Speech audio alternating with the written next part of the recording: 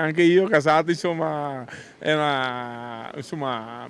cosa che cercavamo, un bambino, insomma, lo cercavamo già da un po' con la mia ragazza e finalmente adesso, anche se io non ho voluto fare tanta propaganda, dopo è venuto in un periodo un po' particolare perché dopo i primi 3 mesi,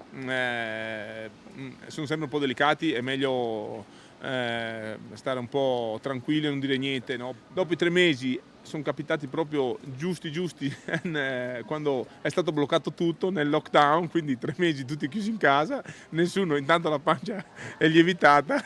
son passati, aveva già 6 mesi, 6 mesi e mezzo e la mia ragazza e lì alla fine abbiam dovuto dirlo perché non lo potevi più nascondere, perché la pancia c'è, adesso manca un mesetto, il termine è fine agosto e quindi, son contento, siamo contenti sia io che la Patti, la mia ragazza, di diventare genitori. Più difficile una discesa libera a Kitzbühel, una discesa libera o il fatto di diventare papà?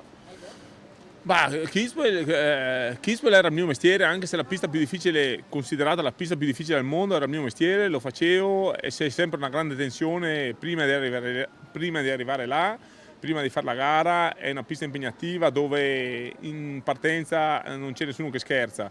e quindi c'è preoccupazione per tutti. Questa qua è la mia prima esperienza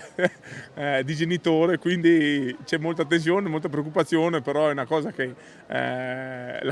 tutti quanti, la natura porta a diventare genitori, padri e quindi insomma non penso che ci siano problemi e sarà un gran bell'evento per noi soprattutto e ci godremo al meglio questo bambino.